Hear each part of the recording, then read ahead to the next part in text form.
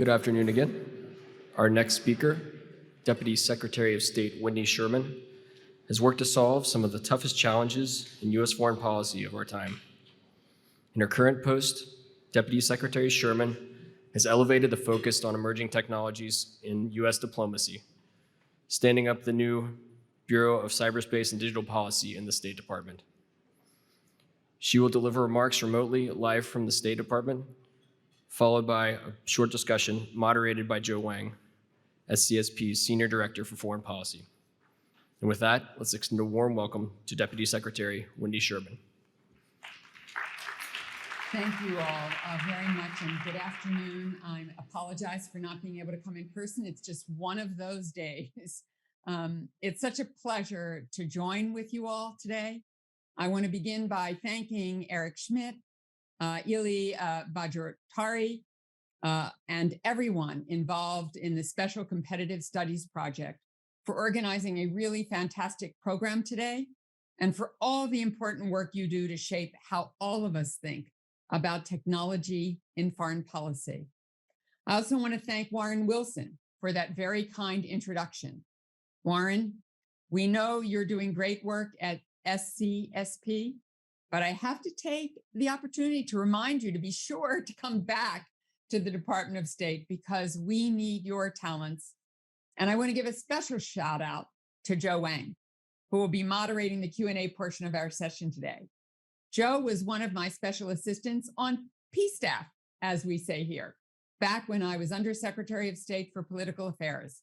Joe, it was great to work with you then, great to work with you again. And as you all know better than just about anyone, we are living in a time of extraordinary technological and scientific change. New technologies are reshaping how we live, how we work, and how we learn. Advances in clean energy are changing how we power our economies. Biotechnology is uncovering new medical advances and new methods of manufacturing them. The internet is enabling new ways of doing business, of advancing research, of sharing knowledge, even of conducting diplomacy. But we've also seen these advances turn to darker purposes as well. Ransomware attacks extorting money from individuals, from companies, even from governments. Surveillance technologies used by authoritarian leaders to crack down on dissent. The awesome power of the internet, exploited to spread disinformation and lies, to sow distrust and division, to recruit terrorists and encourage acts of violence. We're also living in a time of incredible technological competition. This competition cuts across the public and private sectors, across civilian and military uses, across hardware and software, design and manufacturing, computing and biotechnology. But it's not only about the technologies themselves. It's also about the norms, rules, and standards governing how those technologies are used. And that is one of the reasons why technology must be an enduring part of our work as diplomats. The United States has a vested national security interest in making sure technological advances benefit the American people, our allies and partners, and people around the world. To do that, we must make the investments we must here at home in digital connectivity, in semiconductors and other critical components of the supply chain, in biotechnology and artificial intelligence and advanced manufacturing, to not only strengthen our economy and protect our national security, but to help support a global innovation ecosystem of trusted technology. And at the same time, we must work with our allies and partners to make sure that this revolution in digital and emerging technologies serves to strengthen the rules-based international order, not to undercut it. And there are those who are actively working to undercut it. As Secretary Blinken said earlier this year, the People's Republic of China wants to use its position as a leader in technology and manufacturing to make other countries dependent on them, and then leverage those relationships to impose their own policy preferences. We've seen the lengths to which the PRC is willing to go in this sphere, perfecting mass surveillance in their own country and exporting that technology around the world, forcing Western companies to transfer technological know-how to the government in Beijing if they want to operate in the Chinese market, and even taking advantage of the open nature of the internet to hack our companies and steal trade secrets to advance their domestic industries. So, as Eric Schmidt has so spoken about and written, this is a crucial moment to invest in our industrial base, to encourage our allies and partners to do the same, so that we're strengthening our competitive edge, not losing ground, to shape the standards that govern new technology so that they respect human rights, not oppress them, to work with the private sector to fight against disinformation so that technology works for democracy, not against it, to protect the integrity of the global technology ecosystem so that we can prevent our competitors from using our technology against us or against their own people. The free and open, interoperable, secure, and reliable internet can be a powerful enabler of truth, trust, and human connection. Consider the difference between how the internet works in Ukraine today and how it's being managed in Russia. In Ukraine, we've seen President Vladimir Zelensky harness the internet to rally his people to fight back against a brutal, unprovoked, and illegal war of aggression. We've seen ordinary Ukrainians risk everything to use their cell phones to document atrocities and share information. We've seen mental health professionals use video conferencing tools to offer treatment to survivors of Russian occupation. And we've seen tech companies in the United States and elsewhere stepping up as well, providing cloud services to protect Ukraine's government data, supporting cybersecurity and internet access, helping connect refugees with resources. Across the border in Russia, on the other hand, we've seen the Kremlin take extraordinary steps to crack down on internet freedom in their own country. The Kremlin first throttled access to certain social media platforms and then blocked them entirely. They barred news outlets from using words like war and invasion and have arrested people for posting the truth about the war. That's all on top of massive cyber attacks launched against Ukraine in the early days of the invasion, which we were able to trace to Russian intelligence services. So the Kremlin is attempting to simultaneously weaponize the internet against their own people and against the Ukrainian people. We need to work together with our allies and partners, with the private sector, with academic researchers, and with civil society to uphold and strengthen a global framework for how nations behave in cyberspace in order to promote lasting peace and prevent further conflict, to hold malicious cyber actors, whether state-sponsored or private, accountable for their actions, because cyber attacks are not victimless crimes, to help other countries build their own capacity to withstand cyber attacks that could damage their security, their economies, and their citizens' trust, to redouble our efforts with trusted vendors in the private sector to build digital infrastructure that users around the world can rely on to keep their personal data secure and protect their privacy. To invest in innovation in the United States and in other like-minded countries so the tools and technologies of the future are built to expand opportunity, not to diminish freedom. At the State Department, Secretary Blinken has made elevating cyber and emerging technology issues a top priority. That work is well underway. After announcing plans last fall to create a new Bureau for Cyberspace and Digital Policy and a new special envoy for critical and emerging technology, we cut the ribbon to open the new Bureau in April. And I am absolutely thrilled to be able to say that our new Ambassador at Large for Cyberspace and Digital Policy, the leader of that new Bureau, Nate Fick, was confirmed just yesterday by voice vote. I know Nate is ready to hit the ground running, and we are so excited to welcome him to the department.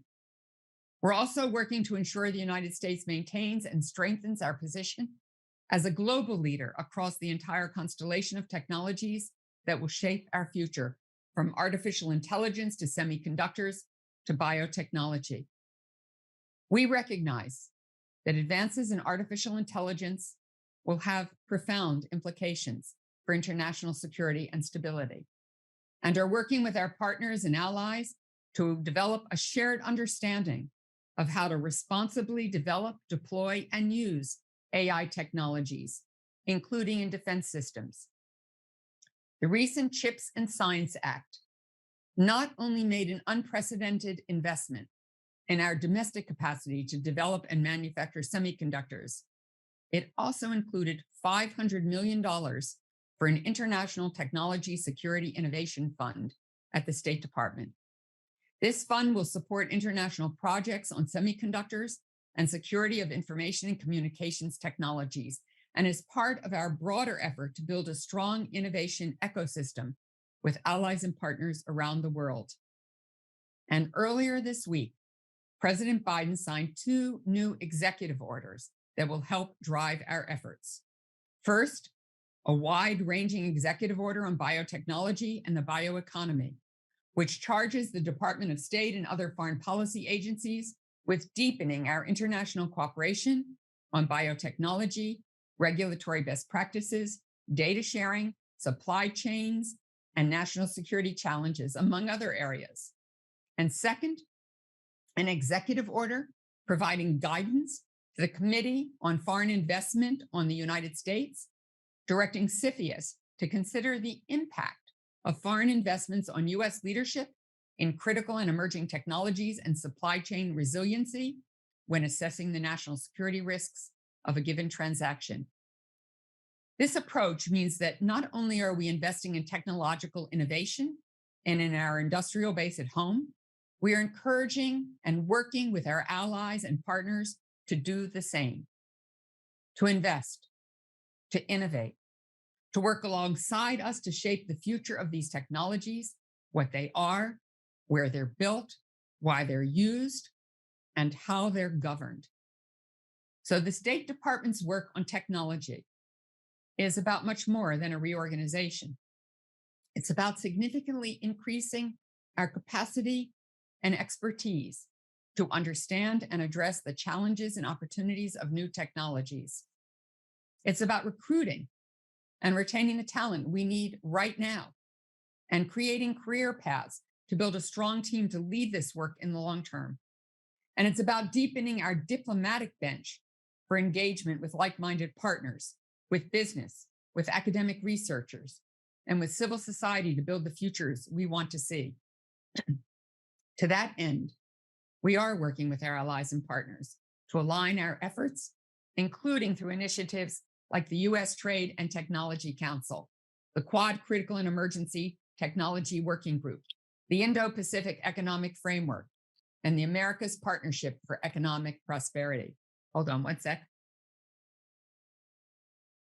We are working together to promote a holistic, positive, high standards vision for the digital economy, to build and secure reliable supply chains for the technology components we all need, to enhance our coordination on critical and emerging technologies, and to preserve a level, transparent playing field for our industries.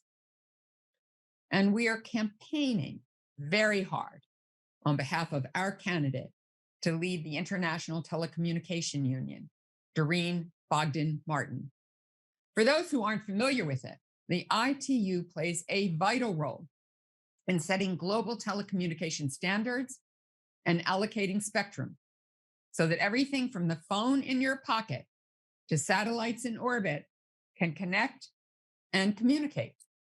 The ITU also supports sustainable development by marshaling public and private financing and technical expertise to expand digital infrastructure. Doreen has more than 3 decades of experience, including at the ITU, and she's incredibly well qualified for the job and passionate about the ITU's mission. She has spearheaded initiatives to improve connectivity for people all around the world. She has built innovative partnerships with stakeholders to help the ITU expand its work. And she approaches her work with the ITU member states with integrity, honesty, and transparency. So we are hopeful, very hopeful, that Doreen will be elected Secretary General at the ITU Plenipotentiary in Bucharest later this month. It all comes down to this. It's up to us, all of us, to build the future of cyberspace and technology that we want to see.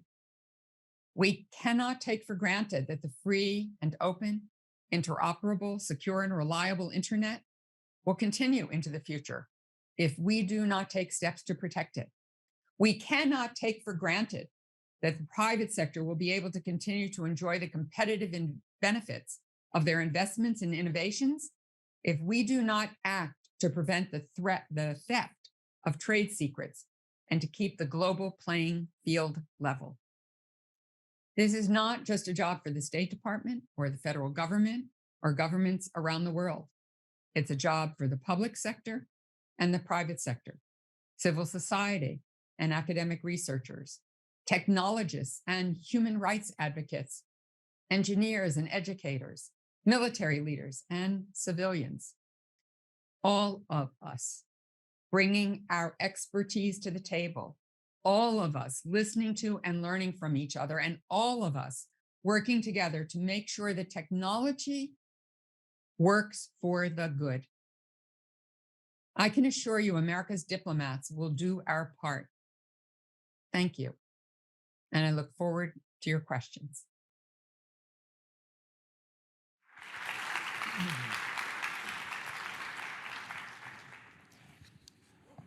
Thank you, Deputy Secretary Sherman. It's a great honor for me to be on stage with you virtually. Thank you for your remarks on Nate Fick, who's a great friend of ours at SCSP. What advice would you give him to strengthen diplomatic tradecraft with technology policy? What would you want the new bureau that you worked on to stand up to do? Thanks for that question, Joe. First of all, I can't tell you how excited I am that Nate is coming on board. He's worked in the public sector. He's worked in defense. He's worked in the private sector. He's built his own company. He is, as you stated, knows everybody in the field and is well respected throughout the field. I think he's going to bring extraordinary leadership to the State Department. We have a lot of fantastic people here who have been working very hard on these issues for many years, particularly in the space around norms, around digital freedom, around democracy, around human rights, around ICT issues. Just tremendous work on biotech, on bioweapons, on making sure that technology is secure and advances our national security and that others cannot undermine it. So we've got great talent here, but quite frankly, not enough, and not enough that is connected to all of the rest of the world. So I hope all of you listening look for job postings that may come up, that you will join us, that you will join the diplomatic corps, the civil service. We are going to be doing more training in these areas out at FSI, our Foreign Affairs Institute.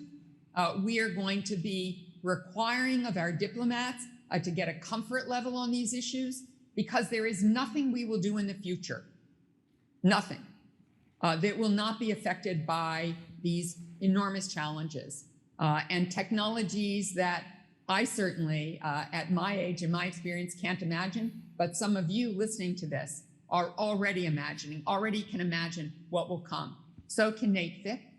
So I hope that Nate will, one, reinforce the great team we have here, build that team with greater strength, help all of our diplomats to understand this arena and have a comfort level in it and be able to play in it and bring about the interoperable, open, free internet and technologies for good that we all want.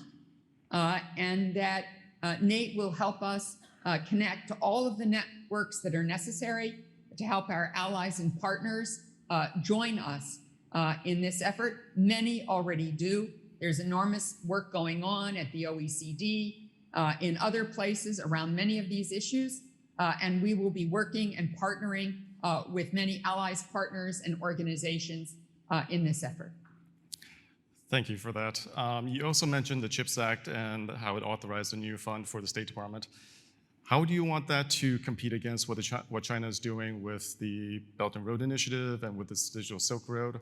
How does America do a Marshall Plan for technology? How do we compete against what the Chinese are doing? This is a challenge that goes way beyond the Bureau for Cyberspace and Digital Policy. This is really a whole of government effort. The Secretary of State, Tony Blinken, gave a speech a few weeks ago, and I would urge everyone to read it, which lays out basically the pillars of our China policy. And it's really important. It begins with investment at home, which is what the CHIPS Act is about, the infrastructure bill is about, the Inflation Reduction Act is about. What do we need to do here at home to invest in ourselves, to make sure that we make those investments in semiconductors, in chips, in the technologies of the future, in the climate technologies that we need to make sure that we have a secure planet as climate change is changing our environment dramatically and drastically, in order to really make sure that we are ready, that we are resilient, and if we cannot build a particular supply chain here, that we have a reliable ally or partner who can, and that it builds the resilience among allies and partners. So that's number one. Number two is, in fact, investing in allies and partners. This was key to President Biden's campaign, to his election, to his foreign policy, that we reinvest in those alliances and those partnerships, in those regional and international organizations, that we believe in multilateralism because that establishes the norms, the best practices, the values that we all hold dear and that we hope to prevail in the way ahead. The rules-based international order, which quite frankly helped China to rise, and now China wants to throw out and adopt its own set of rules that benefits them and no one else. And the third part of the third pillar of that speech was our ability to vigorously compete, but we want to compete within the rules-based international order. We want there to be a fair playing field. We're going to fight for it. But all of this effort is because the president believes, the secretary believes that no one, as the president said, should bet against the United States. We are innovators. We are entrepreneurs. We will compete, and we will compete successfully. We also hope, where we can, to cooperate with China. There are vast issues like climate, global health, counter-narcotics, other issues where we should be cooperating with each other. And I hope that we will find those places to do so going into the future. Thank you again for joining us. We're almost out of time, but I want to ask you one last question. I know how much you value mentorship. So in our audience and on our team at SCSP, we have a lot of young people, either in university, grad school programs, or who have just graduated. What advice would you give these young people who are looking to enter public service now? What advice would you give them to make sure that they're on the right path and continue to look to public service as something that they should do? First of all, thank you for the question. And thank you all for those of you who are going into public service. It is extraordinary. I've built a private business. I've taught at the Harvard Kennedy School. I started out life as a social worker and a community organizer, and here I am the Deputy Secretary of State. So what I would urge you all is don't have a 5-year plan. Go with the extraordinary opportunities. My greatest satisfaction in life has come from public service. It may not pay as well as the private sector, but every day I get up and work with extraordinary colleagues who are trying to make a difference in the world. You can do that in other ways, in other places. You can do it from the private sector. You can do it certainly in civil society, in NGOs, but being in the public service, trying to ensure the public good, in my view, there is no greater calling. So don't have a 5-year plan. Really invest in the future of our country. and where we are headed and what we are trying to do, and take risks. Don't put your head down. Keep it up. Try new things. Help us build the future, particularly in cyberspace, digital freedom, in emerging technologies, in biotechnology. This is the future. It is here at the Department of State, it is throughout our government, and we need every single one of you. We're looking forward to working with you. Thank you, Joe. Thank you all very much. Thank you for your time. Thank you for laying out that vision for how we want democracy in the world. Thank you for all of your remarks today. Thank you.